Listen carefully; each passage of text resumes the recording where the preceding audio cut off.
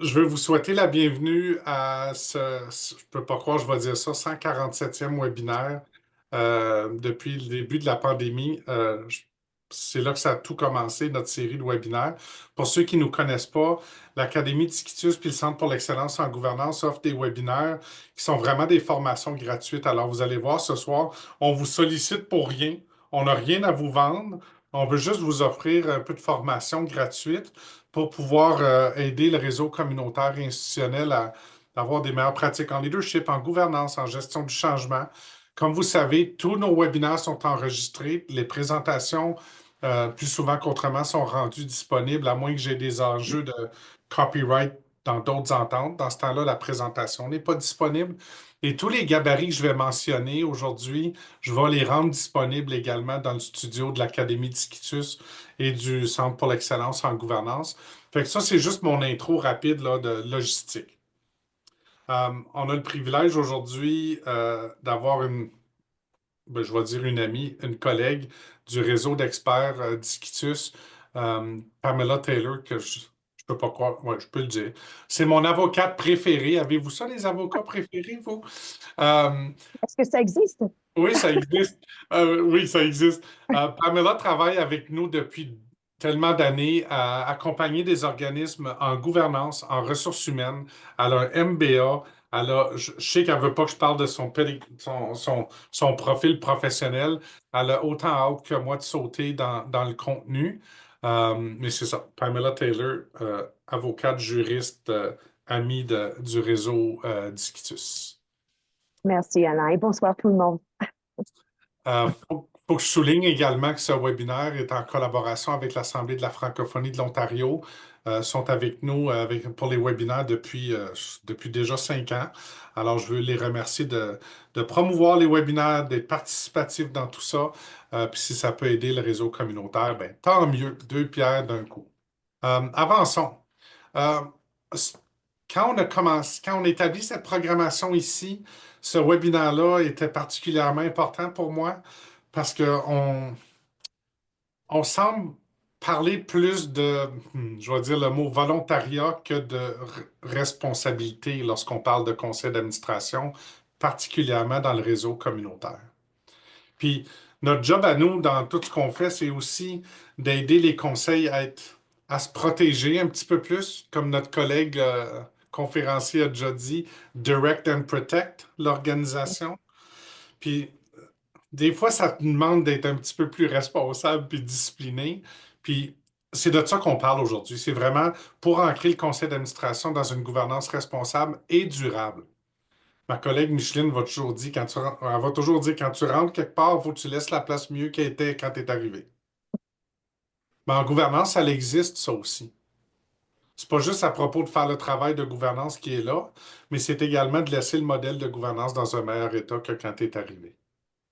Puis ça, c'est par des pratiques, des routines qui sont pas toujours le fun, mais qui sont certainement valorisantes de par le fait qu'on donne de la robustesse à la gouvernance. Deux, c'est pour alimenter une réflexion sur des pistes d'amélioration possibles pour votre modèle de gouvernance, votre conseil d'administration, euh, en lien avec les pratiques dans ton conseil, puis aussi peut-être des fois pour les rendre moins compliqués. Des fois, on se fait dire, c'est compliqué ce que vous dites. Peut-être pas. Des fois, c'est juste la routine qu'on fait pas qui rend ça compliqué. Mais de toute façon, en bout de ligne, on va parler de ça aujourd'hui. C'est que c'est rarement, c'est par la discipline puis les bonnes habitudes qu'on a une meilleure santé nous-mêmes. Mais c'est la même chose en gouvernance. C'est pas les choses compliquées qui nous fait garder en bonne santé, n'est-ce pas? C'est les choses simples, les belles petites routines puis la discipline. Même chose en gouvernance. Puis aussi, c'est pour établir une gouvernance qui est peut-être un petit peu plus conforme, moins cowboy, plus, tu sais, conforme et responsable pour assurer la pérennité de l'organisme. Puis j'aime mettre pérennité puis robustesse dans le même discours. Fait que quand on a une robustesse au niveau du modèle de gouvernance, quand quelque chose arrive, ça nous ébranle pas. On est comme en mode bring it on. On est bons, nous autres. Fait que quand quelque chose arrive, on est capable de le prendre parce qu'il y a une robustesse dans notre modèle de gouvernance, il n'y a pas de dysfonction, les choses vont bien, on a une belle routine. Puis quand quelque chose arrive, it's just a bump in the road, comme on dit en anglais. Alors, on va avancer. Je saute dans ma diapo obligatoire, les bases de la gouvernance. Ben, on va juste faire celle-ci. C'est ma définition en trois morceaux, comme vous connaissez. La gouvernance, c'est quoi? Il y a toutes sortes de définitions. Puis, j'aime le dire parce que c'est vrai. Le mot gouvernance n'est pas dans la loi sur les OSBL. Parce que c'est pas un concept juridique, la gouvernance. C'est un concept de gestion. Fait que comme on sait, il y a autant d'opinions en marketing qu'il y a de gens qui sont spécialistes en marketing. Ben, on va avoir la même chose, malheureusement, en gouvernance. Il y a toutes sortes d'opinions, puis il y a toutes sortes de définitions. Nous, on l'a distillé en trois choses. La première chose, le conseil doit prendre les meilleures décisions possibles pour le bien de l'organisation et tous ces outils, ces mécanismes, ces structures, ces pratiques permettent ça. Fait que le modèle de gouvernance, c'est ce qui définit pour moi la gouvernance. C'est ça qui va me dire si le conseil prend des bonnes décisions, s'il est protégé, s'il est responsable. La deuxième, ben, le modèle de gouvernance ou la gouvernance est là pour assurer la bonne conduite de l'organisation. Puis la loi sur les OSBL en Ontario, avant, appelait un organisme, ça s'appelait la loi sur les personnes morales. Mhm. J'aimais ça, cette définition-là. L'organisme est un citoyen, une citoyenne. Est-ce qu'elle peut se comporter selon les règles de cette société dans laquelle elle évolue? Alors, on va parler ici de est-ce que l'organisme rencontre ses obligations fiduciaires, puis fiduciaires dans tous ses aspects. Fiduciaire, là, c'est pas juste l'argent, c'est pas juste la loi, c'est l'éthique aussi, rencontrer les responsabilités sociales qu'on s'est données. En d'autres mots, respecter ses obligations en général.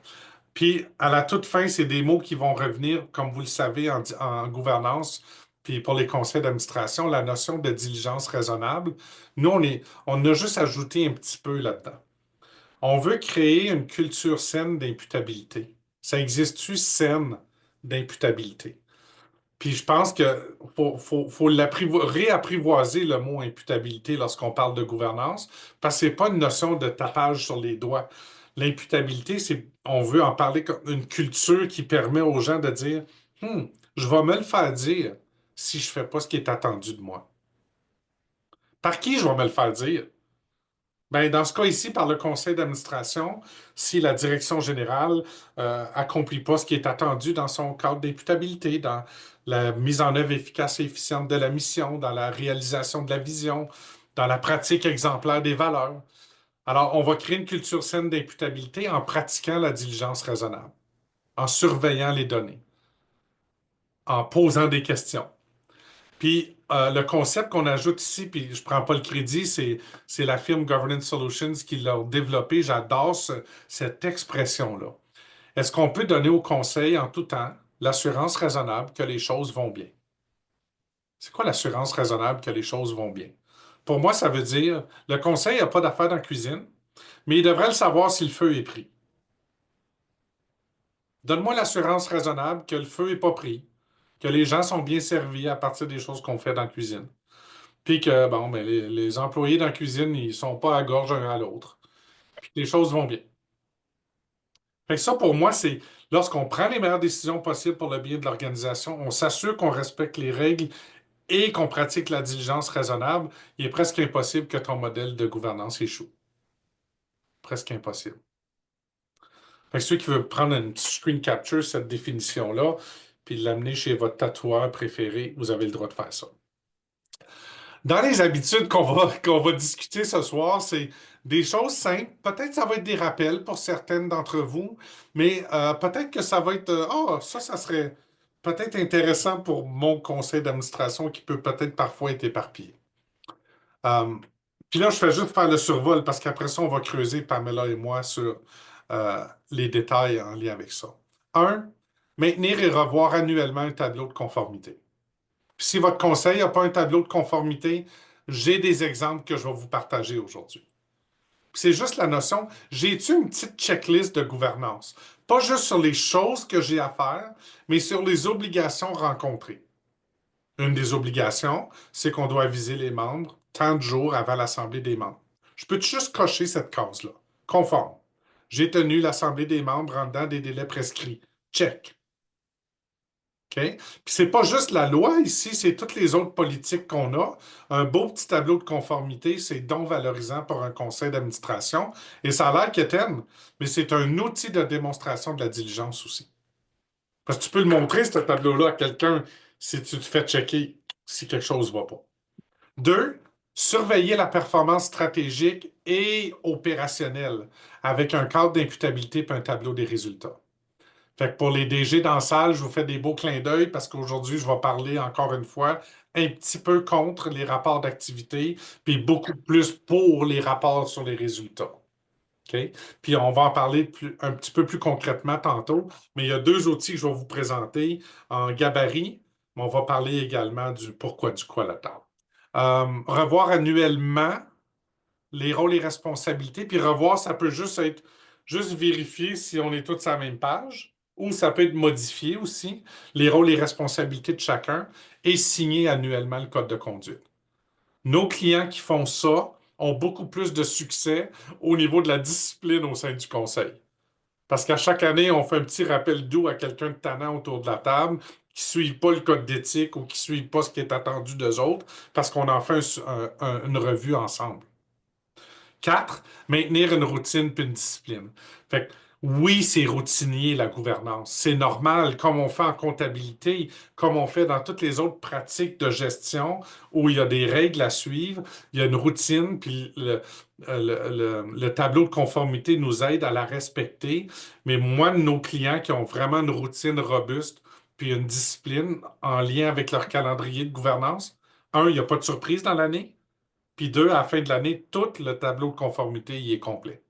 Pas juste une partie. Ah, oups, on a oublié de faire ça. Hmm. Avec une bonne routine, il est presque impossible de se tromper parce qu'on sait qu'à la troisième réunion du conseil, on fait ça. On sait qu'à la deuxième, on fait ça. Ça a du sens? Puis ensuite, on va parler d'adopter une politique puis une grille de gestion de risque. Encore une fois, il y aura plein de gabarits aujourd'hui que je vais vous montrer. Puis ils vont tous être disponibles dans le studio Disquitus là, gratuitement, comme on fait d'habitude. Fait que, on va tomber dans conformité envers les obligations et les devoirs, puis je vais demander à ma collègue qui est bien plus spécialiste là-dedans que moi de parler un peu de c'est quoi une obligation. Allons-y, Pamela, là, j'ai assez parlé. Ah ben, j'écoute avec plaisir, Alain. Euh, donc, on va faire la distinction entre une obligation euh, et, comment dire, une obligation devant la loi. Il y a des obligations générales et puis les obligations légales. Enfin, le terme que tu utilises, c'est quoi exactement, Alain, que tu fais la distinction entre les deux? Mais une obligation, je vais commencer C'est bon. là. OK. Des tâches incontournables. OK, so, ce sont des exigences formelles qu'une personne ou une organisation doit respecter en vertu d'accords, de règlements ou de normes éthiques ou légales. OK. Donc, on en a parlé avec Alain tout à l'heure. Et Oui. pour moi, la plupart des obligations viennent des contrats ou des accords. C'est-à-dire les obligations qui ne sont pas euh, principalement légales. So, il y a le cadre légal, il y a la réglementation, il y a la loi, mais aussi il y a des contrats. On parlait aussi, par exemple, des bailleurs de fonds. Il y a plusieurs organismes communautaires qui sont quand même redevables envers leurs bailleurs de fonds. C'est-à-dire, il y a un contrat, il y a un accord, il y a certaines choses que vous devez faire justement pour toucher les fonds, pour pouvoir recevoir les fonds. Euh, Très important, les connaître, les respecter. Autrement, il y a peut-être certains règlements qui concernent le secteur dans lequel vous travaillez, vous fonctionnez. Si vous êtes dans la santé, pardon, le secteur santé, il y a toute une réglementation autour de la livraison de services que vous offrez, par exemple. Euh, il y a peut-être au-delà des normes éthiques qui peuvent s'imposer. Il faut être connaissant et il faut aussi être en mesure de répondre aux obligations qui vous sont imposées. Euh, les obligations sont des engagements contraignants. Oui, c'est vrai, peuvent être contraignants, euh, qui peuvent avoir des conséquences en cas de non-respect. Je parlais alors des bailleurs de fonds. Si le bailleur de fonds n'est pas content, il n'y a pas d'argent. Ou il va falloir faire du euh, damage control, justement pour sauvegarder cet argent. Euh, Ultimement, c'est ce qu'une personne ou organisation est obligée de faire pour se conformer à des lois, des contrats ou des normes éthiques. On parle d'éthique, c'est des concepts qui sont un peu plus ambigus, mais vous connaissez certainement des approches qui sont préconisées dans le domaine où vous travaillez. Donc, il s'agit de tous ces genres de conditions, de contraintes, euh, de devoirs qui font en tout des obligations. Puis, je vais faire le lien avec, tu sais, quand on faisait la séance avec Jim, il nous parle souvent de, le CA est responsable de diriger et protéger. Mhm, Puis dans la notion de protéger, là, la conformité, c'est probablement l'outil qui nous force à rester à l'intérieur des lignes, mhm. à l'intérieur de notre cadre, autant Oui. légal, mais que... Puis je pense que c'est là, tu en as parlé tantôt dans le webinaire anglo, Pamela, mais je pense que là où moi j'ai plus de pièges comme DG ou comme propriétaire d'entreprise ou d'organisme, c'est les contrats. Mhm. Parce que les lois sont faciles à trouver, mais les contrats, souvent, on les signe sans trop les lire. Ouais. On va Oui. faire ça avec des ententes de contribution parce qu'on a hâte d'avoir l'argent puis la dépenser. Puis c'est Mhm. peut-être là où on va retrouver des pièges. Il y a des contrats d'emploi aussi qu'on ne lit pas complètement, même comme employeur. Ah, notre avocat nous a dit de signer ça avec notre employé. L'employé le signe, nous autres, on le signe. Puis on oublie qu'on avait des obligations qu'on a signées envers l'employé là-dedans. Si on ne les rencontre pas, puis on les congédie, on vient d'exposer l'organisation. Tout à Et- fait. Yeah. Et on espère avoir des contrats parce que des fois, il y a des engagements qui se font sans contrat. Ça, c'est notre problème. Mais, Oui, c'est ça, effectivement. Alors, ce que ça peut vouloir dire pour le OK. CA, on est dans le cadre, là. Ah, Alors, voilà. OK. ouais, Les tout- lois, les statuts, les règlements, les politiques, procédures. Donc, il y a ce côté-là qui est plutôt réglementaire et il y a le reste, il y a les contrats et puis il y a les autres obligations qui sont, dont, auxquelles j'ai fait référence, qui sont un peu plus ambiguës, mais qui sont tout de même attendues de vous. yeah. Donc, il faut être connaissant alors de tout cet encadrement du domaine où vous travaillez. Puis ici, quand on parle, nous, de règlements internes et externes, on va parler bien sûr dans les règlements internes qu'on connaît là. Mhm. Bylaw, là, règlement Mhm. administratif, souvent appelé numéro un du conseil, règlement administratif, tout règlement administratif bylaw, la loi nous permet de non seulement les adopter, les modifier, les faire entériner par le CA, par l'Assemblée des membres, fine. Ça, c'en est un. On les connaît, on est à l'aise avec ça Mhm. très souvent. Ceux qu'on connaît moins, c'est les règlements externes. Mhm. Ceux qui ont une salle, puis font un spectacle, puis ont des règlements sur le nombre de personnes dans la salle. Mhm. Hey, on peut s'exposer quand on en laisse 5 de plus, puis le feu prend.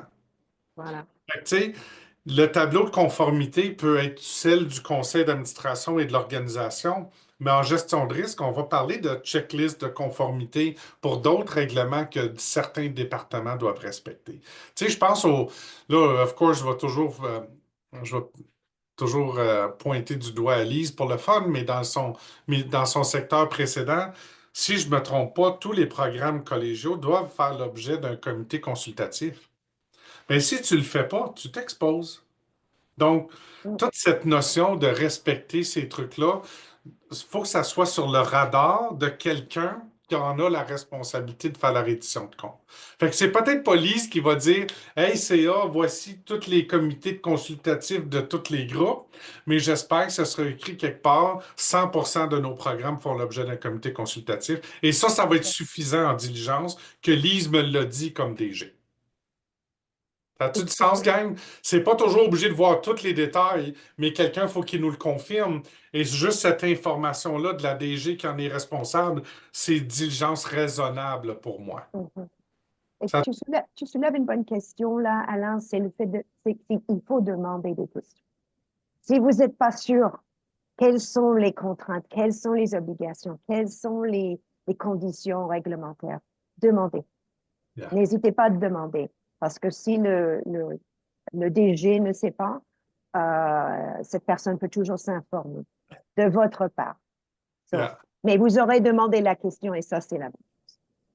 Excellent. Alors ici, j'ai une diapo. Je sais qu'il y a bien du texte, là, puis on sait. Des fois, les gens nous demandent pourquoi tu mets autant de texte, Alain? Ben, c'est parce que je me suis fait dire qu'il y a plein de gens qui font des screen capture. Fait que quand j'ai pas assez de texte, je me le fais dire, puis quand je n'ai trop, je me le fais dire. Fait que là, j'ai décidé, je le mets tout. Ça, c'est une diapo qui vient de notre programme de certificat d'administrateur, là. OK? Fait que quand on parle de devoir fiduciaire, un fiduciaire, là. Je veux qu'on en parle un peu, puis je suis content que Pamela soit là parce que j'ai toujours un peu de misère à l'expliquer, mais je vais la laisser l'expliquer. Mais faites un screen capture si vous n'êtes pas certain par rapport au rôle de fiduciaire, mais je laisse Pamela rouler avec ça, là. OK, ben, je ne vais pas passer trop de temps là-dessus, parce que c'est vrai que c'est compliqué, mais une personne, ça peut être une personne ou une organisation qui est dite fiduciaire lorsqu'elle détient ou gère des biens ou des intérêts pour le compte d'une autre personne dans le cadre d'une relation de confiance. Et vous connaissez certainement des exemples des relations fiduciaires. Si vous avez jamais fait, vous avez jamais été, euh, oh my God, je suis désolée parce que Dis en anglais, power of oui, attorney. power of attorney or executor of an estate. J'avais cherché, vous m'excusez, j'ai cherché les traductions parce que des fois, même si on travaille dans un domaine, des fois, il y a des mots précis qui m'échappent. Mais là, il s'agit des exemples qui sont assez quotidiens. Si jamais vous avez des enfants pour lesquels vous avez une compte en banque, un trust account pour un enfant qui n'est pas un majeur, c'est les exemples où le fiduciaire est censé agir toujours dans les meilleurs intérêts de la personne pour qui il tient le compte. So, c'est pas pour vous. Vous n'êtes pas, vous êtes pas administrateur ou administratrice pour vous-même. Vous êtes là pour les meilleurs intérêts de l'organisme. Pas pour les membres. Ça, c'est une autre chose. On parlait tout à l'heure. Il y a l'organisme, qui est quand même une entité légale. Il y a les membres qui sont les propriétaires, entre guillemets, euh, de l'organisme et les administrateurs, administratrices qui sont nommés par les membres pour représenter les intérêts, pour diriger l'organisme. So, la relation entre les administrateurs, administratrices et l'organisme est une relation de fiduciaire. OK. Et ça veut dire une obligation légale et éthique de gérer les actifs ou les intérêts avec un niveau élevé de diligence et de loyauté. So, diligence, loyauté, la transparence, il y a tous ces adjectifs qui décrivent cette relation. So, une personne est quelqu'un qui a la responsabilité d'agir dans le meilleur intérêt, comme une administrateur, administratrice, un conseiller, conseillère financier, financière, administrateur, etc. Et le devoir fiduciaire, c'est l'obligation légale que vous devez respecter. Cela comprend les éléments tels que la loyauté, la transparence et le respect de cet intérêt supérieur de la personne ou l'entité représentée. So, c'est cette chose-là qui est à la base du rôle d'administrateur. Yeah. Puis cette transaction-là se fait la minute qu'on est nommé. Alors, les membres qui, aux yeux de la loi, en général, là, les membres sont considérés les propriétaires de l'organisation. Members. Je ne parle pas des administratrices, administrateurs. Comme vous le savez, je suis allergique de dire membre du conseil, moi, parce qu'on va confondre deux rôles complètement différents. La personne membre qui a payé sa cotisation, qui a sa carte de membre et qui se présente à l'Assemblée des membres a la responsabilité de nommer, élire les administratrices administrateurs. C'est là que la transaction fiduciaire commence. Les administratrices administrateurs deviennent fiduciaires parce qu'ils agissent au nom des membres. Les membres vous font confiance d'agir pour le bien de un de leurs intérêts, qui est quoi? L'organisation. Mhm. On est là pour l'organisation. On ne prend pas les décisions pour le bien des membres. On prend les Ah, décisions comme administratrice et administrateur pour le bien de l'organisation. C'est nuancé ici. Puis des fois, on se fait jouer des tours. On se fait jouer des tours par le Code Morin. On se fait jouer des tours par le fait que souvent on pense qu'on est au service des membres, mais vraiment, on n'est pas au service des membres. On est au service de l'organisation. On le fait à la place des membres. Il y a une nuance là. Elle est à considérer parce que des fois, ça va nous jouer des tours si on pense qu'on est au service des membres. On est vraiment au service de l'organisation. Fait que je vais juste rapidement là, 4 responsabilités légales. On en parle régulièrement, non seulement dans des formations en gouvernance, mais vous allez les repérer dans la loi sur les OSBL. Un, respecter les lois et les règlements particuliers qui régissent l'organisme. Puis ça revient, c'est un peu comme tu conduis sur la route, il n'y a pas de panneau d'affichage pour la limite de vitesse, tu te fais arrêter par la police, tu n'as pas le droit de dire, ben je ne le savais pas.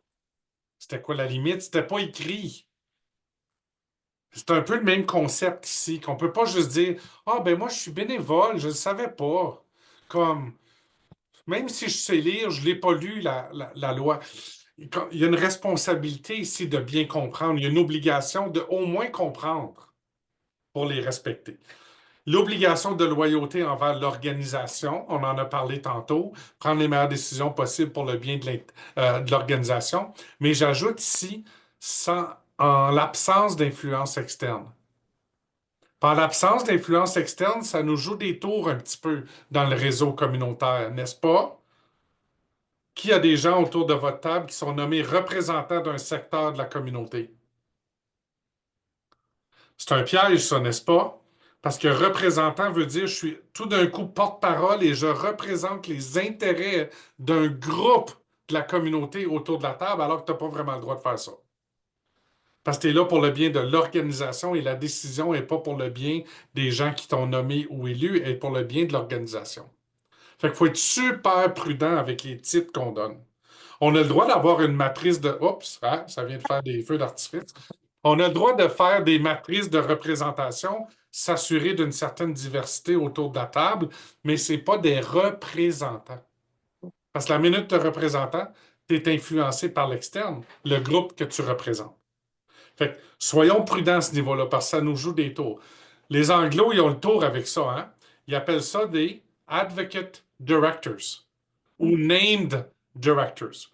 Et tu as le droit d'en avoir, mais ils n'ont pas le droit de vote. Fait que si tu en veux des représentants, ils vont pouvoir s'exprimer au nom d'un groupe en particulier, mais ils ne pourront pas voter parce qu'ils sont en conflit. OK? Ça, c'est la portion d'influence externe. OK? Ça fait que soyons prudents avec ça. L'autre, c'est l'obligation de confidentialité puis de discrétion. On n'est pas un conseil scolaire, on n'est pas une municipalité. C'est pas vrai que tes procès-verbaux vont sur le site web. La transparence ne peut pas être au détriment de la diligence. La diligence est avant tout. Donc, ça prend de la discrétion. C'est pas parce que vous recevez une subvention du gouvernement fédéral que vous avez des obligations face aux payeurs de taxes fédérales. C'est pas vrai, ça. C'est eux autres qui ont l'obligation aux payeurs de taxes. Toi, tu as une obligation dans ton entente de contribution. OK? Fait que c'est super important. Vous n'êtes pas tout d'un coup un organisme public parce que vous recevez du financement public.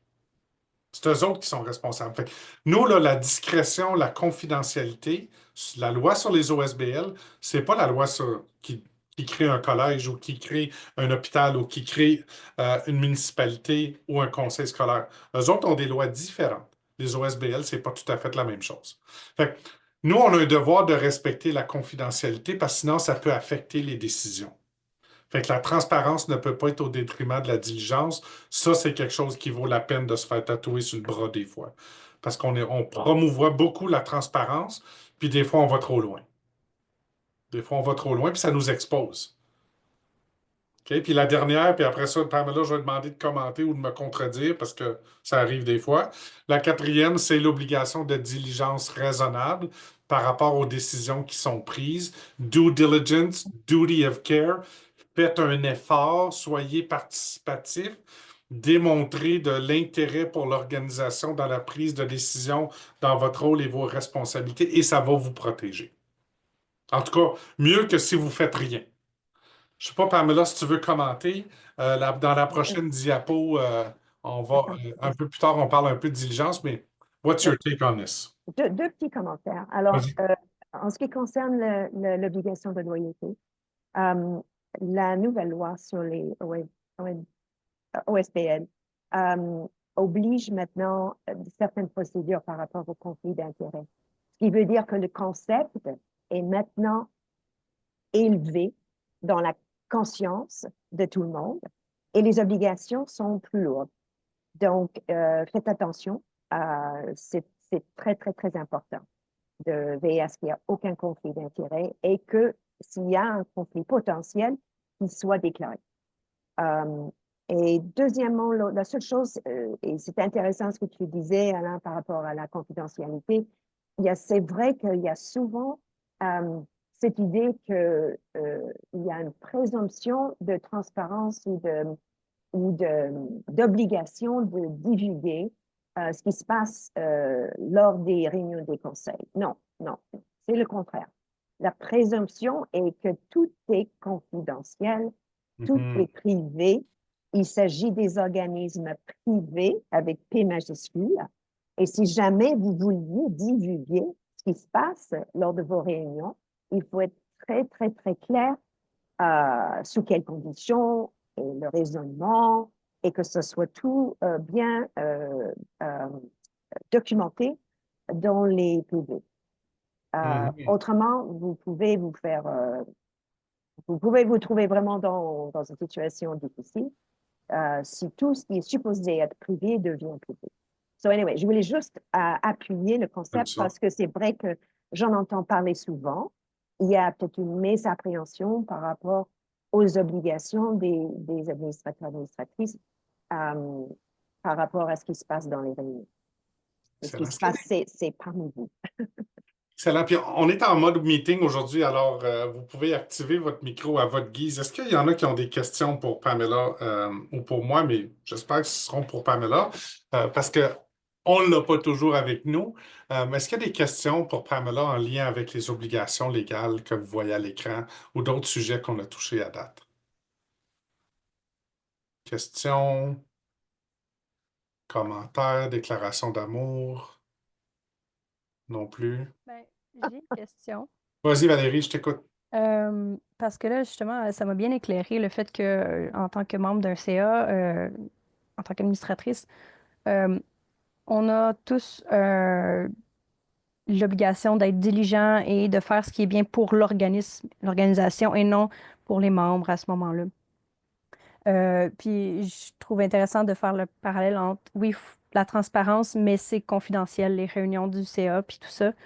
Parce qu'effectivement, les gens sont très dans la transparence en ce moment, puis ils veulent tout savoir, là, puis si ils découvrent que quelque chose est arrivé, puis que c'est pas à leur sens, ou c'est pas comme ils voudraient, tu te fais accuser, là, d'avoir dissimulé des choses.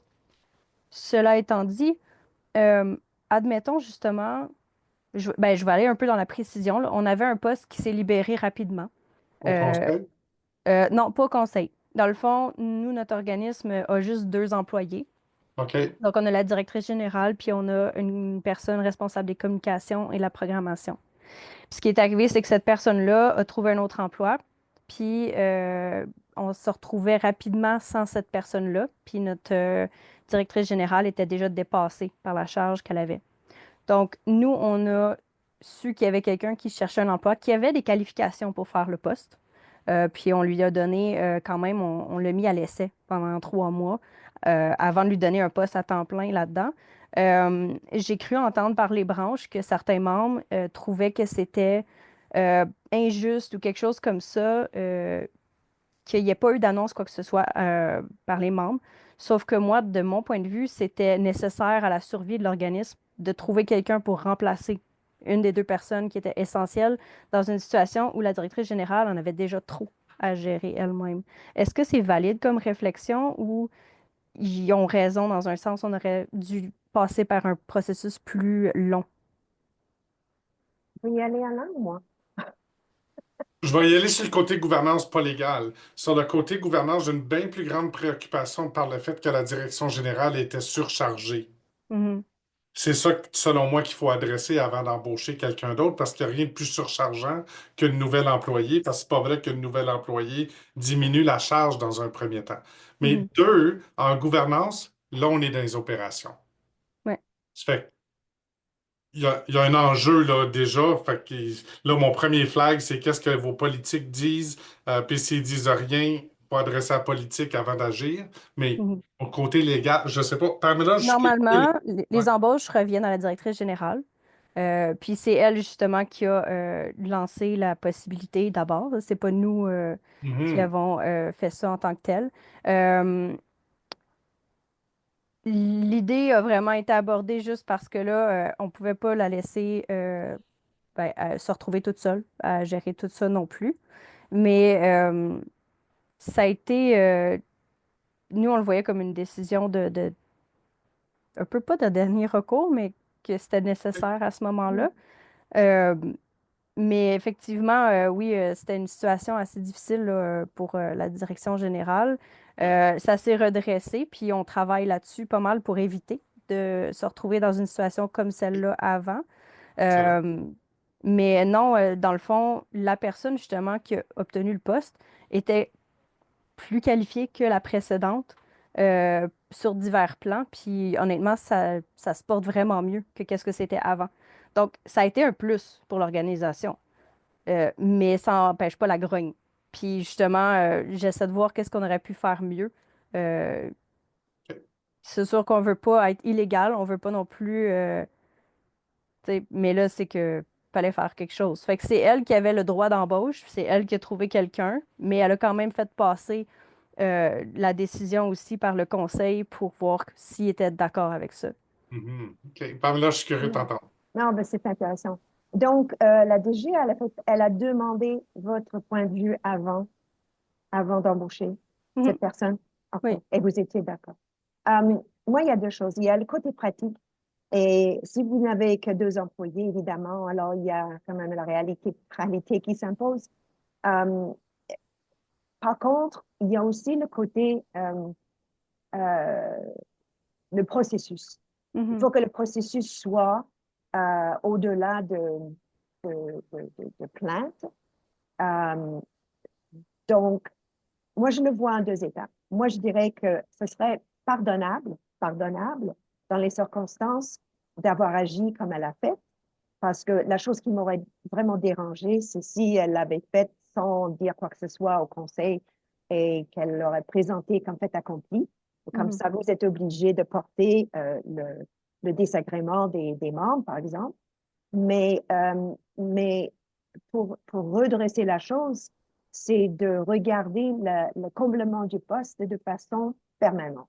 C'est-à-dire que s'il s'agit d'une poste de 3 mois, on peut dire, OK, c'est temporaire. On a passé un peu à côté de nos habitudes normales, mais quand on arrive à combler le poste de façon permanente, on va respecter, on va respecter les procédures normales, on va afficher, on va faire, comment dire, on va demander dans la communauté, enfin, c'est-à-dire Mhm. suivre on va faire une chose plutôt normalement. Donc, je ne sais pas si ça peut aider, mais c'est pour gérer l'effet de réputation sur le conseil. C'est-à-dire, Yeah. moi, j'essaie de distiller les éléments qui relèvent vraiment du conseil. Et c'est réputationnel à partir de là. Excellent. Merci. Je vais continuer si vous me permettez. Mhm. Mhm. L'habitude qui vient de cette première section-là, c'est la maintenir et revoir annuellement un tableau de conformité. Je suis allé fouiller dans nos exemples. J'en ai un ici qui est vraiment un exemple qui vient de notre formation d'administrateur, d'administratrice professionnelle. Je vais vous le partager. C'est carrément une checklist. Alors, il y a deux outils. Il y a celui-ci, puis le calendrier de gouvernance qui s'appelle chez nous les 100 travaux du conseil. Petite joke. Les 100 travaux du conseil dans l'année. Il y en a vraiment 96. Mais si on les accomplit dans l'année, c'est des petites tâches qui s'accomplissent bien. Mais lorsqu'on les fait, même à 80%, on a rencontré bien au-delà des expectatives en lien avec la diligence raisonnable. Mais c'est des petites choses, juste tenir une réunion, 3 réunions par année. Alors, on les a tenues, nos réunions. Les comités se sont rencontrés. On a revu le code d'éthique. Il a été signé. On a tenu de l'AGA. Ça monte vite, toutes ces petites tâches-là. Mais un beau tableau de conformité montre au conseil d'administration aussi qu'est-ce- quelles sont les limites de leur mandat. Fait qu'en l'utilisant comme outil de monitorage, on va moduler nos interventions qui parfois vont rentrer dans les opérations comme Valérie le souligne. Mais si on fait ça, on est capable de revenir rapidement aussi pour nous assurer qu'à long terme, ça ne devient pas la norme. Fait que je suis d'accord avec Pamela, Valérie. On va faire ça, c'est exceptionnel, mais la prochaine étape pour le conseil, c'est de s'assurer que ça ne devienne pas la norme. C'est tout. Parfait. Fait que le tableau de conformité, je vais vous partager des outils. Diligence avant tout, diligence comme concept juridique, je vais laisser Pamela passer à travers ça rapidement parce qu'on en a déjà beaucoup parlé. Mais après ça, on va tomber dans le pourquoi du quoi, puis mon fameux petit concept de show your work. Vas-y donc, Pamela. OK. Donc, diligence raisonnable, un concept juridique et éthique qui désigne l'obligation d'agir avec un niveau de soin, de prudence et de responsabilité que l'on attendrait d'une personne raisonnable dans des circonstances similaires. Je l'ai lu textuellement, je l'ai lu parce que c'est quand même, c'est quelque chose qui sort des tribunaux. C'est le test, c'est le standard auquel on est tenu. Raisonnable. La, les habiletés que vous amenez à la table du conseil sont euh, déterminent ou définissent quel est le standard qui vous sera imposé. C'est-à-dire, vous arrivez avec certaines... vous êtes... je suis avocate. J'arrive à une réunion, je ne suis pas là en tant qu'avocate, mais j'amène avec moi ma capacité, mon enseignement, ma formation, mon expérience. Alors, diligence raisonnable est en fonction de ce que vous apportez à la table. Donc, raisonnable, c'est évidemment, c'est un test subjectif, mais raisonnable, c'est raisonnable. Elle est souvent associée aux administrateurs, administratrices et aux dirigeants, dirigeantes pour s'assurer qu'elles remplissent leurs fonctions avec soin et attention dans le meilleur intérêt de l'organisation. Donc, vous êtes quand même, on attend à ce que vous ameniez tout ce que vous pouvez justement pour accomplir les tâches qui vous sont données. So, pas plus, pas moins, ce qu'on attendrait d'une personne raisonnable dans les circonstances similaires. Yeah. Voilà. Et tu mettais ça en relief tantôt, Pamela, puis on ne s'attend pas de moi à ce que j'agisse comme un comptable. Mhm. Je ne suis pas comptable. On ne s'attend pas à ce que toi, tu agisses comme une avocate. Parce que tu n'es pas avocate. Pamela, elle l'est, mais sa collègue juste à côté d'elle au conseil d'administration ne l'est pas. Fait que raisonnable veut dire à l'intérieur de tes capacités, mais également, raisonnable, c'est comme on dit, c'est subjectif. Fait que ça a l'air de quoi quelqu'un qui prend une décision qui est raisonnable? Puis ça, on le sait, là, vous le savez, les personnes dans votre vie là, qui prennent des bonnes décisions, qu'est-ce qu'ils font? Ben, ils s'informent, ils réfléchissent, ils lisent, ils prennent le temps que ça prend, ils posent des questions. Alors, c'est pas vraiment différent ici que lorsqu'on parle d'un concept de raisonnabilité, je pense que c'est un mot inventé, ça, euh, on va être raisonnable dans notre approche. Puis moi, je vais amener ce que mon prof de maths me disait toujours en mathématiques au secondaire, il faut que tu puisses montrer ton travail, Alain. Show your work. Fait que ça a l'air de quoi show your work en diligence? Ben, Les discussions sont reflétées dans les procès-verbaux, les politiques sont à jour, les documents démontrent les travaux du conseil, notre tableau de conformité démontre qu'on fait notre travail. Show your work. C'est quelque chose qui me frappe, qui me touche beaucoup en diligence, parce qu'il y a des gens qui pensent que just showing up, c'est suffisant. Tu peux pas juste aller t'asseoir là. T'es pas juste un corps chaud dans une chaise. Parce que la minute que tu fais rien que ça, t'exposes tout le reste de tes collègues, pas juste toi-même. Parce que imaginez-vous un cas où ça va pas bien, là, on se retrouve devant un tribunal. Qu'est-ce qu'ils vont demander, là, les avocats de l'autre bord? Là, je fais un clin d'œil à Pamela. Ils vont demander quoi, première chose? Les procès-verbaux qui vont certainement inclure les rapports. Qu'est-ce qu'ils vont essayer de voir? Il y en avait combien d'absents? Qu'est-ce qu'ils ont fait pendant ces réunions-là? Qu'est-ce qu'ils ont l'air, ces rapports-là? Puis tu penses-tu pas qu'ils vont driller sur la personne qui était toujours absente? Puis ils vont essayer de voir, ils ont-tu brisé leur devoir de diligence raisonnable par leur manquement? Ben, on remplace manquement par quoi? Par présence, par question, par participatif aux réunions, aller aux formations qui sont offertes. Fait que la participation, ça se démontre. Alors, sans trop creuser là-dedans, on vient d'en parler. Dans les principes de diligence, on va parler d'utiliser la surveillance et les contrôles. Fait que quand je parle d'un tableau de conformité, c'est certainement pour vous aider à vraiment avoir un focus sur la démonstration de la diligence. Parce que quand il est là, adopté, ce tableau-là, il est démontrable, puis le comité de gouvernance, en plus, le regarder, ben c'est dur pour un tribunal de dire, ben là, vous n'avez pas fait attention. Oh oui, on a fait attention, regarde. Si, OK? Ça l'aide à prendre des décisions qui sont éclairées. Donc, quelle information m'aide à prendre les meilleures décisions possibles? Pensez à l'achat de votre voiture préférée.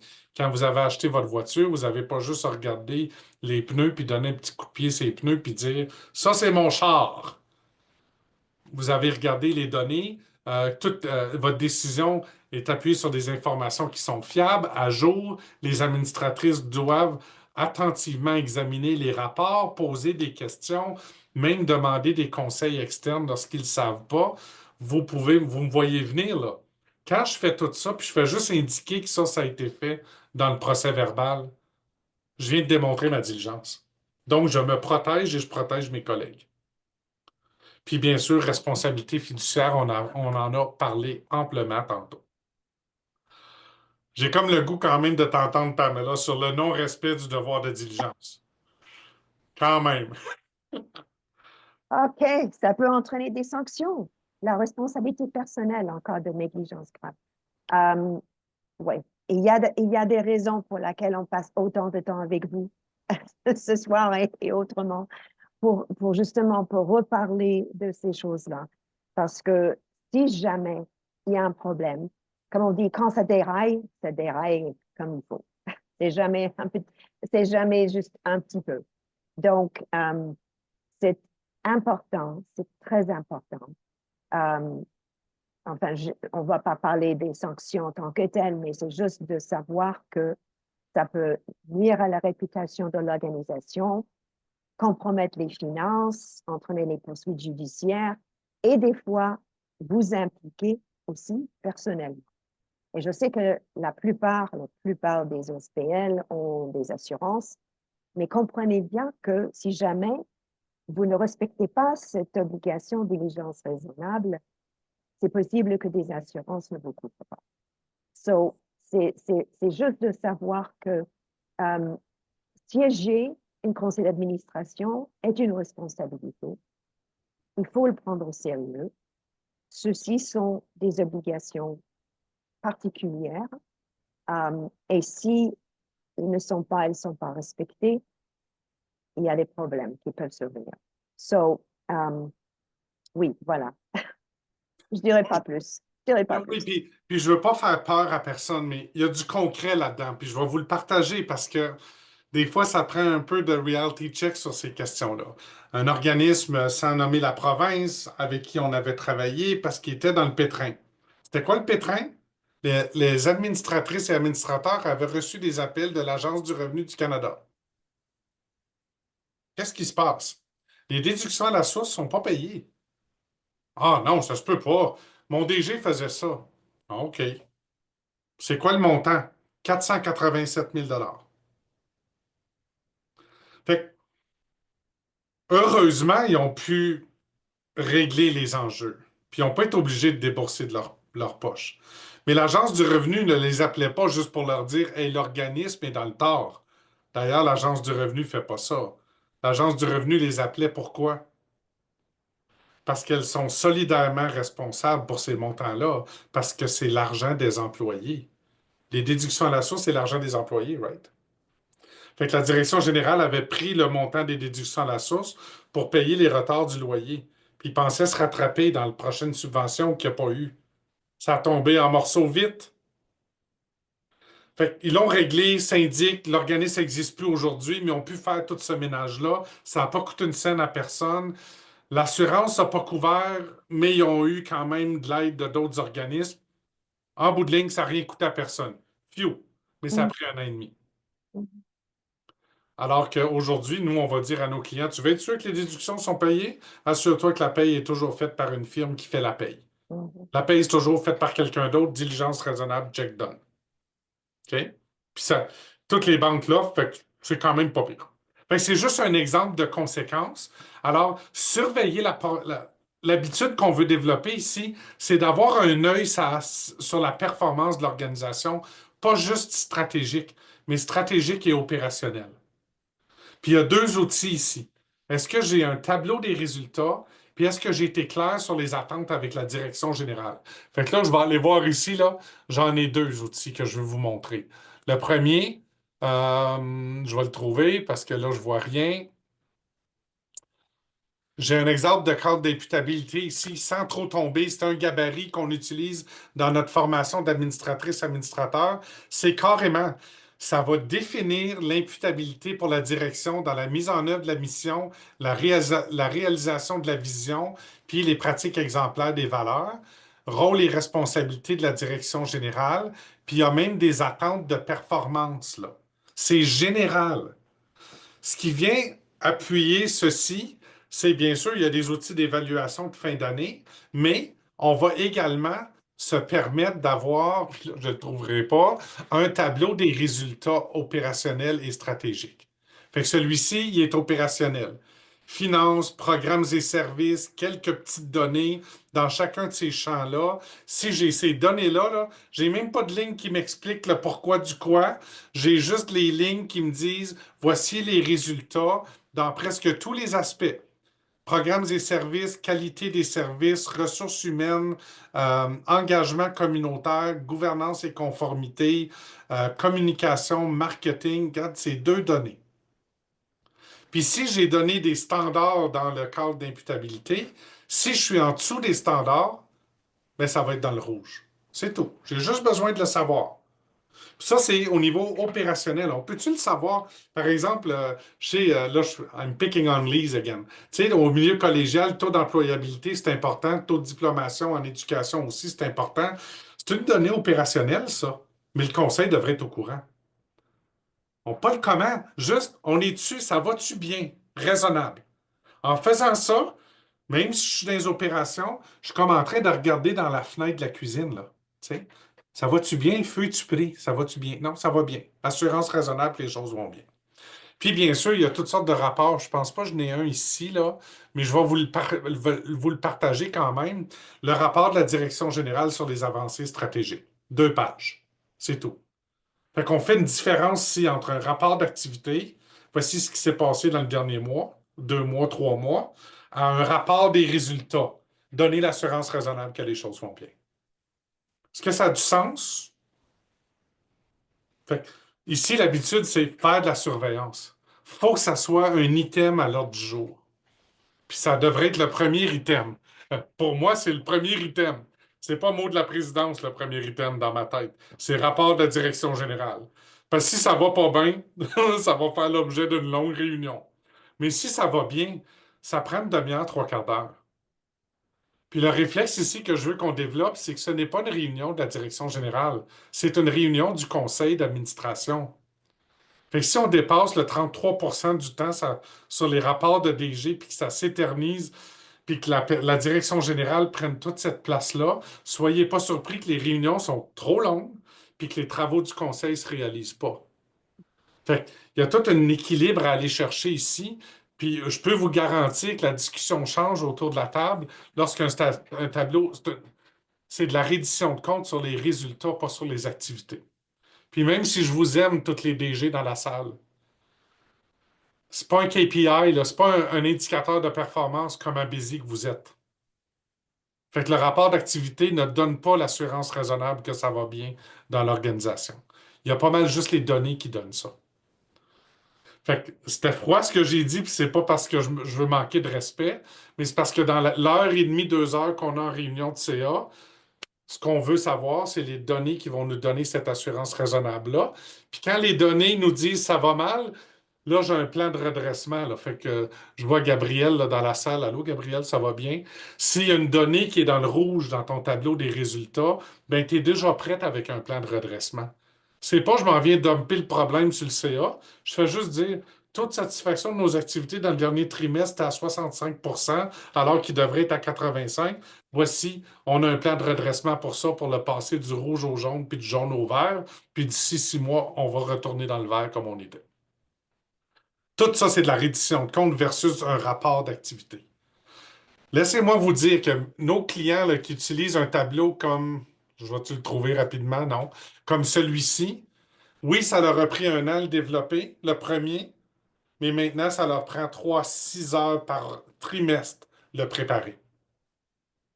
Puis c'est le centre de leur rapport de DG. Fait que ça change beaucoup la dynamique. Bon, là, j'étais dans les comment, là, puis vous le savez que moi, je suis maniaque des comment puis des rapports. Euh, c'est ça. Là, je vois des commentaires. Je vais aller voir. Comment fais-tu pour avoir des données statistiques pour ce tableau des résultats? Plus souvent qu'autrement, c'est manuel. Gabriel, au début, parce que ceux qui font de l'automatisation avec Zapier puis d'autres logiciels, un, ça coûte bien trop cher. Puis deux, ça se complexifie pour rien. Fait que quand on est dans les données KPIs, Key Performance Indicators, il n'y en aura pas plus que cette dizaine, vingtaine-là. Puis tu les as déjà. Là, c'est de trouver là, de l'aide avec Nathalie, je pense, ta collègue, qui peut t'aider à juste le remplir à tous les mois, à toutes les semaines, à tous les trimestres. Puis là, tu te retrouves dans une situation de routine, toi aussi. Oui, ben là, on a mis en place un genre de base de données, puis c'est de compiler ces données-là pour prendre la mesure. C'est ça qui est un challenge à rajouter à nos Oui. tâches, mais peut-être une fois que le roulement va être pris, ça va être plus facile, là.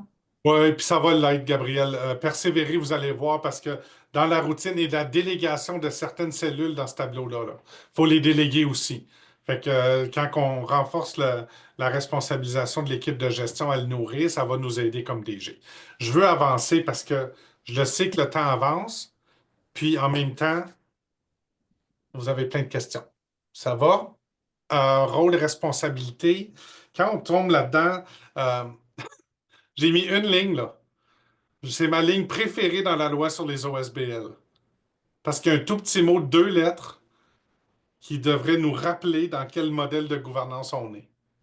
Fait que la loi nous dit que le conseil d'administration gère ou surveille la gestion de l'organisation. Pourquoi j'ai mis ou en majuscule? Ben, c'est parce que le ou égale DG plus souvent qu'autrement, grosso modo. La minute qu'on nomme un officier ou une personne dirigeante responsable de la gestion interne de l'organisation dans tous ses aspects, qui est vraiment l'essence d'un contrat de DG, ben, il faut tomber en surveillance. Si on n'a pas d'employé, pas de DG, là, on est dans la gestion de l'organisation. Pensez à votre comité local pour le festival de la CURD ou peu importe le nom de l'événement. Ben, ce conseil-là, c'est un conseil opérationnel. Il n'y en a pas de direction générale, donc le conseil gère tout. Ce qui est intéressant, c'est que c'est dans la même rubrique dans la loi, ça. Ils ne l'ont pas séparé. Pourquoi? Parce que même si on surveille, on en est responsable pareil. Fait que ça peut pas être ah ben il disait surveiller, ça fait que je gère plus. Fait que si la DG a défait tout, ben c'est pas de ma faute. Pas ça que ça veut dire. Ah, ben, ce que ça veut dire, c'est qu'on est ultimement responsable pour l'organisation. Et rappelez-vous de certains scandales dans les 15 dernières années. La Fondation Oui, Hockey Canada, puis plein d'autres. Qu'est-ce qui était partout dans les médias? Where's the board? Il est où le conseil? Fait qu'il faut être prudent ici parce que des fois, on va nommer des gens au conseil d'administration pour leur notoriété, leur réputation, puis ils ne feront pas la diligence parce qu'ils ne sont pas recrutés pour ça. Ils sont recrutés pour bien paraître. Non, bien paraître, c'est pas dans la loi. OK? Ça fait que ça va nous aider d'avoir une réflexion sur est-ce que mon conseil peut gérer? Puis si embaucher quelqu'un, est-ce qu'il peut surveiller avec les bons outils? OK? Puis, bien sûr, vous connaissez notre petit diagramme Keten là, qu'on présente tout le temps. Mais ici, ce qu'on veut vous rappeler, c'est les membres qui sont les propriétaires donnent un rôle fiduciaire au conseil d'administration qui surveille toute la gestion à travers cette ligne tirotée-là. Je l'ai mis tirotée parce que j'appelle ça la porte de cuisine, mais comme vous voyez, on peut voir à travers. Une petite fenêtre là. Nose in, fingers out. J'ai le droit d'aller voir ce qui se passe. J'ai juste devrais pas mettre les mains dedans si on a une direction générale. Puis on surveille tout ceci.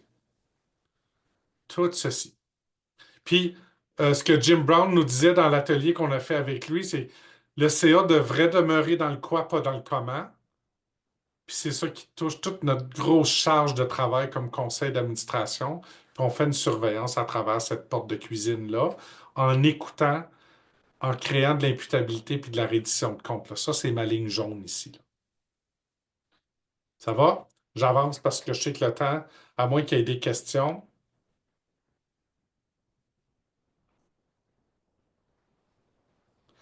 Euh,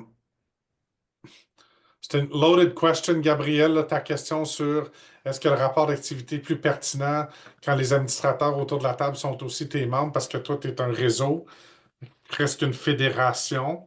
Il ne faut vraiment pas confondre le rôle d'administratrice-administrateur du CA puis le rôle de l'Assemblée des membres en reddition de compte. Fait que c'est très difficile, celui-là. Puis je sais que tu le sais, au niveau national, pan-canadien, il y a des enjeux. Les fédérations, tous les gens sont influencés par l'externe. Ils ont de la difficulté à penser à juste à leur organisme. C'est vraiment un travail qui est délicat. Fait qu'encore plus raison de demeurer dans le tableau des résultats, puis faire ta reddition de compte plus générale sur les activités à l'Assemblée des membres. Pendant cette séance-là, là, tu sais. Sinon, c'est bien plus long à faire aussi, là, tu sais. OK? C'est bon, j'avance. J'espère que ça répond à ta question. Euh, Puis nous, on a juste mis des responsabilités de base, là.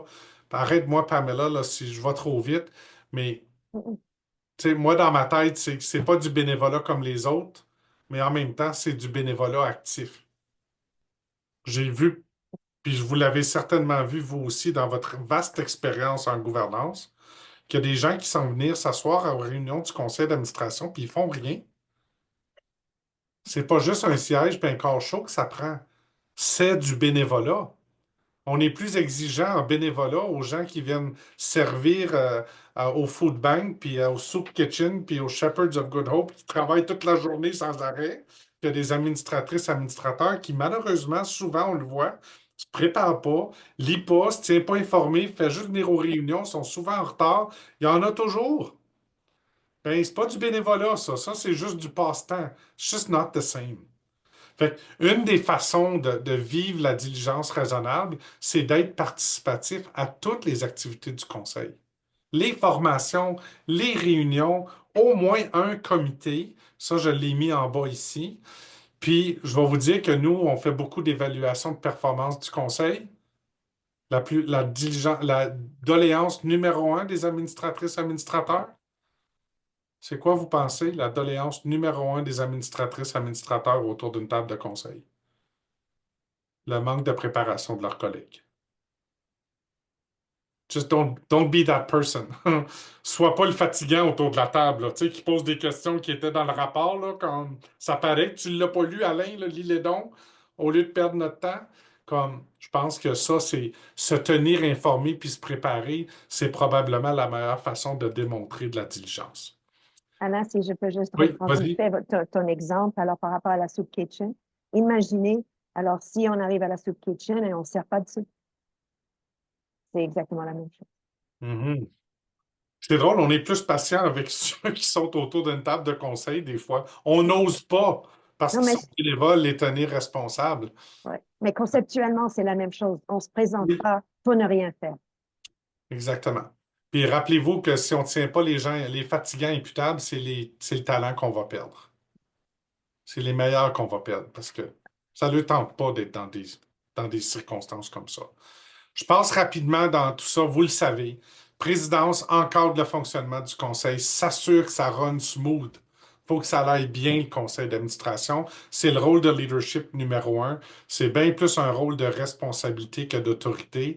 Et nous, on croit vraiment, si c'est le single point of contact, comme Jim disait dans le dernier webinaire qu'on a fait en anglais avec lui, si la présidence est le single point of contact, bien, la présidence devrait aussi présider le comité d'encadrement de compensation et d'évaluation de la direction générale. Ça, comme pour moi, c'est un non-sens que la présidence ne soit pas au moins sur ce comité. Idéalement, elle va le présider aussi. Secrétaire, vous savez que je suis allergique à ce terme-là. J'appelle ça toujours secrétaire de gouvernance parce que j'en ai marre que ce soit juste ceux qui savent bien écrire qui jouent ce rôle-là. Plus souvent qu'autrement, on va pointer du doigt une femme autour de la table et on va dire ah, toi, t'écris bien, là, tu vas prendre les notes. Oh my gosh, ça me tape ses nerfs parce que c'est tellement plus que ça, ce rôle-là. Le rôle de secrétaire de gouvernance, puis j'ai ajouté des mots après pour pas que le monde pense que c'est le petit ou la petite secrétaire du groupe. C'est pas ça. Le rôle de secrétaire de gouvernance, c'est la personne qui est au centre du modèle de gouvernance, de la documentation des politiques, de la conformité et tout ça. Fait que l'encadrement du modèle de gouvernance puis le comité de gouvernance, j'assume qu'on va l'appeler comité de gouvernance ou le comité responsable de la gouvernance, la personne secrétaire devrait être en train de faire ce travail-là. Un, elle va se sentir appuyée. Puis deux, c'est probablement le rôle le plus important autour de la table. Le moins légiféré, le moins encadré, celui qui a besoin de le plus d'attention, c'est ça. Puis le troisième que j'ai ici, celui qui est déjà légiféré, super cadré, il y a toujours des outils, tout le monde les connaît. Ben, la personne trésorière, ben, encadre et surveille les finances. C'est quasiment écrit dans la loi, ça, dans bien des lois provinciales, en tout cas. C'est pas écrit clairement dans la loi fédérale, mais c'est sous-entendu. Trésorier, trésorière égale finance. Ben, elle devrait présider le comité des finances. Puis ça, je l'ai déjà vu ailleurs. Ah, le trésorier n'a pas le temps de présider le comité de finances. Fait qu'il y a un comité de finances, puis le trésorier n'est pas dessus. Voyons, ça n'a pas de sens. Ça va tout ensemble, puis il faut qu'il y ait de la cohérence, là. Puis bien sûr, la direction générale assure la saine gestion de l'organisme dans tous ses aspects. Puis elle, son comité, ben, c'est le comité de gestion. Fait que c'est vraiment sous la barre du comment dans mon modèle de gouvernance. Mais comme vous avez vu dans le diagramme tantôt, c'est pas une erreur ici, là. Je sais que Pamela, elle et moi, on débat souvent cette notion-là, mais moi, j'insiste à le dire juste pour que ça nous réveille un peu. La loi va nous dire que les dirigeants et dirigeantes, les officiers, incluent la direction générale. C'est écrit dans la loi. Je le sais qu'il y a une nuance à considérer, là, mais moi, j'aime ça que ça soit écrit là, parce que la direction générale, c'est pas la petite employée du conseil, c'est une collègue. Elle a des responsabilités fiduciaires si elle a le rôle de dirigeante. Ben, traitons-la ainsi. Puis si on fait ça, on va se retrouver avec une dynamique complètement différente, puis on va tous se tenir imputables. Donc, la direction générale, elle tombe dans la catégorie de dirigeante. Donc, on va s'assurer qu'elle est encadrée pour réussir dans son travail aussi. Parce qu'on l'a déjà vu souvent, là. Même que je l'entends encore des fois. Ah, ben, tu sais, la DG, c'est l'employé du conseil. Oh! C'est C'est vrai, mais pas c'est tout à faux. fait ça. C'est vrai, mais c'est faux, c'est ça. C'est certainement le seul employé que le CA va encadrer, mais c'est pas l'employé du conseil. Fait que, il y a une dynamique à créer là. C'est pour ça que nous, on parle souvent de gouvernance synergique. Parce que le travail du conseil puis le travail de la DG devrait donner plus que l'équation 1 plus 1 égale 2. Ça devrait être 1 plus 1 égale plus que 2. Puis pour ça, le CA ne peut pas être une distraction pour la direction générale, mais la direction générale ne peut pas être une distraction pour le CA non plus. Puis moi, je l'ai vu, là, des réunions de 3, 4, 5 heures de temps dont la direction générale parle presque tout le temps. Ben, ça ne marche pas, ça non plus. Fait qu'il y a une petite synergie à créer là. Fait que l'habitude ici, c'est revoir annuellement les rôles et responsabilités et re-signer. Revoir, mais re-signer le code d'éthique annuellement, dans le cadre duquel il va y avoir un formulaire de déclaration d'intérêt. Alors ici, j'ai des exemples pour vous. Code de conduite qui va plus simple ici, avec le formulaire de signature. Et puis, dans ce cas ici, formulaire de déclaration d'engagement et d'intérêt externe qui vous permet de annuellement tenir compte de où sont engagés surtout les TLM là, autour de la table, et toujours les mêmes, ceux qui siègent sur toutes les CA de la communauté. Là. Ben, eux autres, il faut le savoir. Parce qu'il y a une notion au niveau de la déclaration de conflit d'intérêts qui a changé depuis les 10 dernières années, mais 15 dernières années. C'est le concept suivant, là. Puis pour les vieux de la vieille autour de la table, c'est important celle-ci. Avant, on disait, faut que toi, tu déclares ton conflit d'intérêts. Faut que tu lèves la main, faut que tu le déclares. Puis c'est pour ça qu'on avait un point à l'autre jour qui disait, y a-t-il des déclarations de conflit d'intérêts? Non? OK, on continue. Mais ça, c'était pas suffisant. Là, on pousse la donne puis on dit tous les intérêts devraient être connus par le groupe. Et lorsqu'il y a un conflit d'intérêts puis quelqu'un ne le déclare pas, je devrais être capable de donner un coup de coude, je sais pas, à Gabriel autour de la table puis dire t'es pas en conflit d'intérêts, toi? Ou d'être capable de lever la main puis dire on peut pas l'avoir, cette discussion-là, là. Il y a un conflit d'intérêts autour de la table. C'est rendu beaucoup plus un devoir collectif que ce l'était avant, qui était beaucoup plus individuel. Puis la loi est beaucoup plus prescriptive, comme Pamela le disait tantôt. Puis nous, notre recommandation, c'est toujours déclare-les ton conflit d'intérêt. Protège-toi. Si tu ne veux pas protéger les autres, protège-toi au moins. Lève ta main, déclare ton conflit, sors de la salle. Laisse les gens avoir une discussion sans toi pour pas qu'il y ait d'ambiguïté. Puis reviens quand c'est fini, puis tout le monde est protégé dans ce temps-là. Puis tu écris au procès-verbal. Alain est sorti de la salle, il est en conflit d'intérêt. Point. Tu n'as même pas besoin de décrire c'est quoi le conflit. Ça va vous aider. Ce formulaire-là nous aide à rehausser tout ça. Puis bien sûr, ben, j'ai un exemple de politique que que je vais vous envoyer également. Et ça va tout ensemble. Est-ce qu'il y a des questions en lien, questions, commentaires, réactions? Puis je sais qu'on dépasse beaucoup le temps, mais moi, je suis prêt à continuer encore un peu si Pamela le veut. Puis si vous êtes game, si c'est utile pour vous, je continue. Ça va? Puis je regarde le chat aussi. Un défi pour les petits organismes, régions. C'est bon. Oui, il faut faire attention au rubber stamp. Faut que j'en parle. Gabriel, ton commentaire est tellement important. OK? Parce que ce qu'on a vu, c'est qu'on a vu vraiment une tendance changer au niveau du recrutement des administratrices administrateurs. Nous, nos clients qui recrutaient dans le sens, on a besoin des membres du conseil, devenez bénévoles, ils ont toujours eu des défis de recrutement.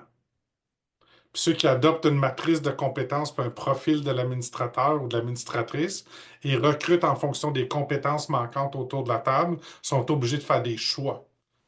Puis ils trouvent du monde qu'ils n'ont jamais vu dans le réseau. Fait que l'enjeu, ce n'était pas le manque de bénévoles, c'était les pratiques de recrutement qui étaient l'enjeu. Fait que, il y a vraiment toute une transformation qui est en train de se faire, puis vous allez le voir. Les conseils d'administration qui recrutent, qui font même des entrevues pour les nouveaux administrateurs, administratrices, ont transformé leur gouvernance complètement, juste avec la simple pratique d'une matrice de compétences. Parce que là, quand ils voient les trous, ils peuvent aller changer. Si vous me permettez, j'avance. Euh, Puis on tombe un peu là-dedans. Alors, la notion de mettre en place un fonctionnement qui est efficient et efficace, c'est une notion de réunion qui est axée sur la reddition de comptes, la conformité puis la diligence. Puis là, on va parler d'ordre du jour récurrent. Là, je tombe dans est-ce qu'on a une discipline puis une routine? Je ne sais pas si vous le vivez, vous, là, mais moi, j'ai des clients que ça leur prenait 2, 3, 4, 5 heures juste faire l'ordre du jour. Pourquoi? Ben là, il attendait, là, il envoyait un questionnaire. Est-ce qu'il y a des points à ajouter à l'ordre du jour? Puis là, c'était tout le conseil d'administration qui contribuait à l'ordre du jour. Mais vraiment, il n'y a pas grand-chose à discuter en réunion de CA. Rapport de la direction générale, rapport des comités, puis tout devrait passer à travers un comité qui est dans la responsabilité du CA. Fait que tout ce qui découle de ça, on va en discuter, mais l'ordre du jour est assez simple et récurrent. Elle est toujours la même. Fait qu'il n'y a pas de surprise dans ce temps-là. Fait que la notion d'ordre du jour récurrente permet de gabariser, mot inventé, je le sais. Fait que tous les rapports sont tous gabarisés. Ils se ressemblent parce qu'ils sont plus faciles à lire, certainement plus faciles à rédiger pour ceux qui doivent les écrire, puis à comprendre, bien sûr, puis sont envoyés d'avance. Puis juste en faisant ça, ça change la donne. Fait que quand on est en ordre du jour, je vais le trouver parce que je suis super organisé dans mes trucs. Dans un ordre du jour type pour une réunion de CA, il y a les petites résolutions automatiques, tu sais, quorum, conflit d'intérêts, ça c'est au besoin, ou confirmation de l'ordre du jour, adoption du PV. Après ça, tu sais, là, je sais que c'est un peu petit. Après ça, c'est rapport de la direction générale, rapport du comité 1, donc gouvernance, conformité, on la confirme, performance du conseil si on fait de l'évaluation, les prochaines activités du conseil, les recommandations qui proviennent du comité. Même chose pour les finances, même chose pour celle qui encadre la direction générale et son évaluation. Puis toutes les choses qui devraient discuter devraient ressortir de ces trois rapports-là. Fait que s'il n'y a pas de point à l'ordre du jour au-delà du rapport de la direction générale, elle va présenter un sommaire exécutif ou un rapport avec des recommandations et j'espère qu'elle aura peut-être même écrit une ébauche de la résolution. Parce que ça aussi, c'est une perte de temps, hein? Réécrire des résolutions en grand groupe, là. Ça, c'est le fun, hein? Ah, ça, c'est le fun. Tout le monde aime ça. Fait on va s'assurer que tout est gabarisé pour s'assurer d'un fonctionnement efficace. Et nous, dans la pratique, là, les gens qui suivent cette ordre du jour récurrente-là, il n'y a presque jamais de points additionnels qui s'ajoutent. On va toujours enlever Varia. Varia, c'est un piège. Il ne devrait jamais avoir de surprise sur une réunion de CA. Si ce n'est pas préparé, tu as le droit de ne pas en parler. Ça, c'est la règle d'or chez nous. Si tu ne peux pas te préparer, tu as le droit de ne pas en parler. Fait que ça devrait être comme flagué, ça. Ah, j'aimerais ça qu'on parle de ça aujourd'hui, le souper du maire. Sorry, le souper du maire, premièrement, c'est pas de nos affaires. Puis deuxièmement, c'est une réunion de CA, pas du comité social. Puis nous, on va toujours suggérer de finir avec un huis clos restreint sans la direction générale pour lui offrir de la rétroaction constructive. Petit tour de table, rétroaction. Ceux qui peuvent le faire, qui ne sont pas dans des réunions publiques, on va vous encourager de faire ça pour que la direction générale reçoive de la rétroaction toute l'année. Comme ça, quand on arrive à son évaluation, il n'y a pas de surprise. OK? Puis c'est constructif, bien sûr, et les choses qui résument les décisions et les prochaines dates et tout ça, tout préétabli. Fait que quand on parle d'un fonctionnement efficace, ça vient contribuer à juste la motivation des membres d'être dans un fonctionnement qui roule bien. Qui a déjà participé à des réunions de plus de 3 heures ici? Je vais essayer de faire mon Zoom, check que ça fait Zoom. Si je fais ça, regarde, c'est ça que ça fait des réunions de 3 heures. C'est pas pire? Non, c'est bon. J'avance. Je continue. Euh, je- j'ai l'impression que je me précipite là, dans le contenu, mais je pense qu'il y a une notion de s'assurer d'une compétence collective du conseil. Fait que maintenir un haut niveau de compétence dans le domaine d'exploitation de l'organisation. J'aime pas ça utiliser cet exemple-là, mais je pense qu'il est important.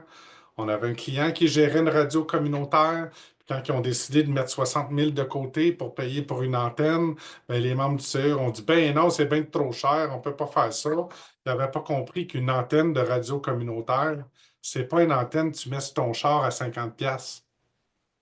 C'est tout autre chose, là. Puis effectivement, dans la même année, l'antenne a planté, puis ça prenait 100 000 pour la remplacer. Fait que comprendre son domaine, c'est super important. Fait que c'est pas juste parce qu'on est disponible qu'on peut siéger sur un CA. On doit également pouvoir contribuer aux discussions et comprendre les décisions. Fait que les choses, ça va aider, ça, de s'impliquer dans un CA, de quelque chose, d'un organisme dont, je crois dans la mission, mais je comprends la business dans lequel il évolue. L'autre, c'est être capable de penser stratégiquement. Puis ça, Lise et moi, on a eu des longues discussions dernièrement là-dessus pour se dire, ça a l'air de quoi une réflexion stratégique? Est-ce que tu peux vraiment penser stratégiquement si tu ne maîtrises pas ton marché? Ça, c'est maîtriser son marché. Satisfaction, besoin, tendance de la clientèle desservie. Pas du squeaky wheel qui chiale, pas du «Ah, moi, je sais ce qu'ils veulent, fait que je suis capable de décider», Non, je maîtrise satisfaction, besoin, tendance de la clientèle et tout le groupe le maîtrise, donc on est capable de prendre des décisions stratégiques. Sinon, c'est pas stratégique, sinon c'est des caprices. Ben, moi, je le sais. Je le sais. Moi, je suis experte. Ça fait longtemps que je fais ça. Faut être capable de s'enlever de l'équation puis maîtriser le marché. Ça va aider à monter la compétence et s'assurer qu'on prend des meilleures décisions possibles. Utiliser des outils pratiques pour évaluer la performance dans son ensemble. Le conseil, les administratrices, les dirigeants, les comités et même la direction générale. Puis maintenir un profil de compétences pour qu'on puisse mieux recruter. Puis on parlait de ça tantôt, Gabriel, là, tu sais. Est-ce que ma matrice de compétences peut m'aider à juste mettre quelques éléments de ce qu'on recherche dans notre recrutement? Moi, je peux presque vous garantir que ça va changer les candidatures. En tout cas, la quantité va changer. Presque certain. Fait que j'ai déjà montré les outils. Gang, il est 8h21. Comment ça va? Euh, dans les outils que je vous ai montrés, là, tout ce que je veux qu'on retienne ici, c'est la notion de pour maintenir une bonne santé, on sait ce qu'on doit faire. Je suis pas mal sûr que si je vous demandais c'est quoi les 3, 4 choses qu'un CA doit faire pour maintenir un bon modèle de gouvernance, vous le savez. Je ne suis pas en moi vraiment de vous les raconter, ça. Là où on a des défis, c'est la routine puis la discipline. Comme on fait pour notre santé. On le sait que si on mange mieux, on va avoir une meilleure santé. Comme on le sait que si on lit nos rapports en CA, on va avoir des meilleures discussions. Fait que la réflexion ici, c'est de savoir comment on la crée, cette routine-là, puis la discipline, puis on facilite le tout pour les gens autour de la table. Normalement, c'est par une routine qui est bien documentée. Je vais vous partager le lien vers le webinaire. Ce n'est pas un webinaire, c'est une vidéo d'à peu près 10 minutes qui explique le calendrier équilibré en gouvernance. 4 réunions de conseil, 4 réunions de chaque comité par année, même nombre d'heures de bénévolat, mais change toute la dynamique du calendrier de gouvernance, reddition de compte au trimestre. Puis ça va vous donner une idée sur comment on peut faire ça, développer cette discipline-là. Si je vous dis que ça va prendre à peu près 6 minutes pour compléter, êtes-vous game de finir avec nous? Êtes-vous game? Oui? OK. On tombe dans gestion de risque. Je sais que Jerry et Julie vous en a parlé souvent au webinaire, mais la culture de risque, là, la culture de gestion de risque, c'est vraiment quelque chose que je pense qu'il faut développer pour tous les membres du conseil. Fait que, pratiquer la vigilance, on est en train de discuter de documenter clairement les travaux. Pratiquer la vigilance, poser des questions. Ça vous est arrivé déjà d'être sur un CA puis juste pas oser poser des questions? Moi, je peux vous garantir que ça arrive à toutes les réunions, qu'il y a des gens qui n'osent pas. C'est pour ça que j'aime dire aux présidences de conseils d'administration, arrêtez de présider des réunions et commencez à les animer. Regardez votre monde, pas votre montre. Soyez capable de regarder les plis dans le front, puis quelqu'un qui a l'air incertain de ce qui est en train d'être dit, ou qui a le goût de dire quelque chose, puis ça paraît, mais toi, tu as tellement hâte de finir que tu n'es fait pas parler. Puis quand les présidences passent de présider une réunion à animer une réunion, faciliter les discussions, ça change la dynamique complètement. En même temps, ça augmente la diligence, parce que les gens les posent leurs questions. OK? Je ne sais pas si ça l'aide, là. Utiliser des outils pratiques pour évaluer la performance. Des fois, là, c'est un formulaire Google pour juste évaluer les réunions. Vous voulez changer vos réunions, là, puis les rendre plus efficaces? Faites juste évaluer les réunions. Juste les réunions. Ça a-tu été efficace? Est-ce que tu sens que tes collègues ont été préparés pour la réunion? Est-ce que les rapports étaient efficaces? As-tu des suggestions pour l'améliorer? Et ajoute le point à l'ordre du jour dans le rapport du secrétaire pour la prochaine réunion. Faites juste faire ça pendant un an. Je vous garantis que ça change le fonctionnement des réunions et ça ne coûte rien un formulaire Google. Si vous voulez ces questions-là, faites juste nous écrire. On va vous les envoyer. C'est 4 questions. C'est vraiment simple, mais ça change la dynamique du conseil, surtout quand on le ramène à la prochaine rencontre. L'autre,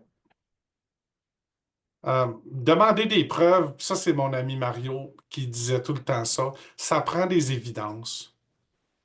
Ça prend des preuves. surtout quand tu es incertain. Fait que les données probantes qui confirment que les résultats sont valides.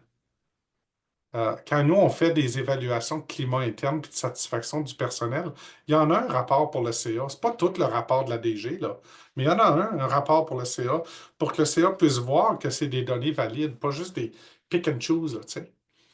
Fait que des fois, il faut demander des preuves, surtout quand les décisions sont grandes et qui ont un grand impact. Puis bien sûr, évaluer les risques qui pourraient menacer l'organisation. Je sais pas, Pamela, si tu veux ajouter quelque chose dans la notion de vigilance, là. Pour moi, vigilance égale presque une garantie de diligence raisonnable.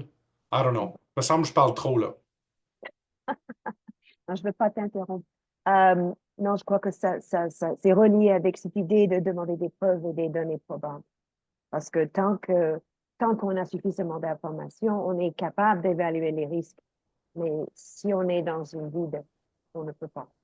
On ne peut pas avoir confiance que ce qui se passe, c'est vraiment la bonne chose ou les bonnes choses. So, Mhm. oui, exiger suffisamment d'informations, mais informations stratégiques pour que vous puissiez justement prendre de bonnes décisions et évaluer les risques, savoir si tout ce que vous devez faire est en train de se faire.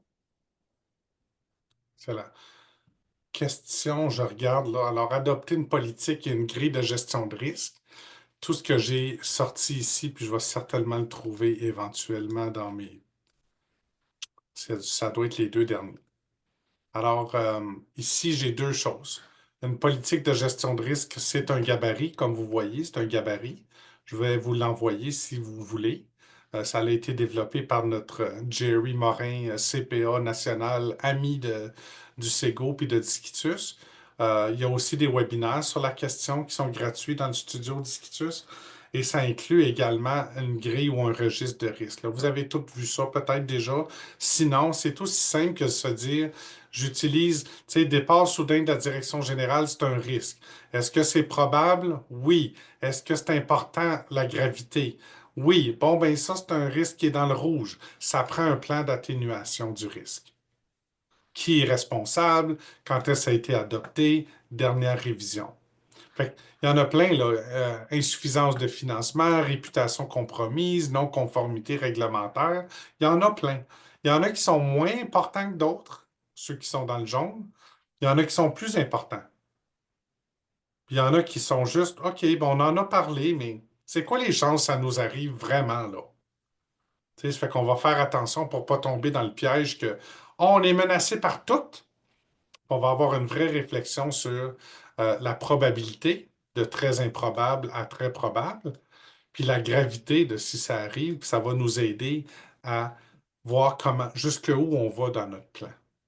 OK? Fait, présentement, dans le réseau communautaire, je vais vous dire, les deux plus importants, c'est une perte de financement majeur ou une perte de subvention majeure, puis toute la notion du manque de plan de relève pour les directions générales parce qu'il manque de ressources.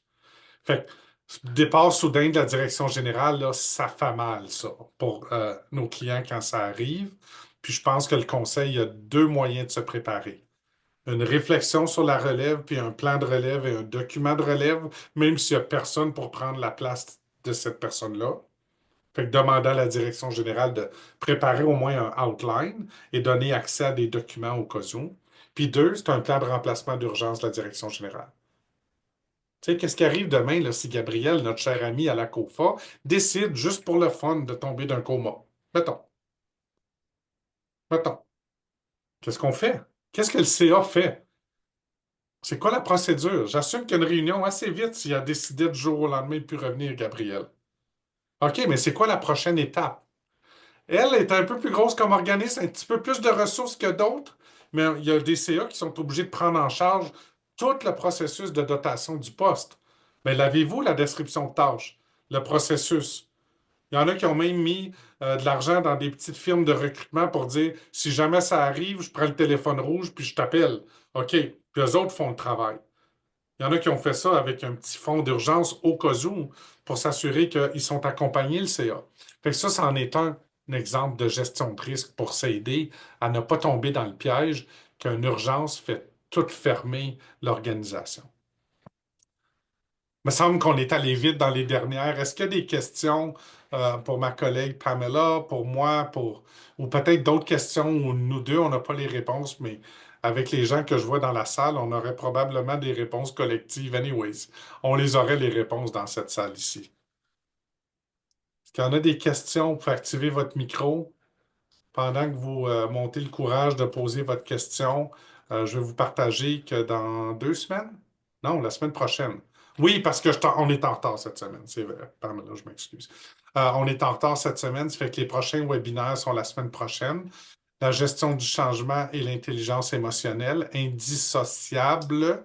Alors, Micheline avec Mélanie vont expliquer un des plus gros pourquoi du quoi. Les initiatives de changement ont un taux de réussite de moins de 22% dans les organisations, qui est plus souvent qu'autrement.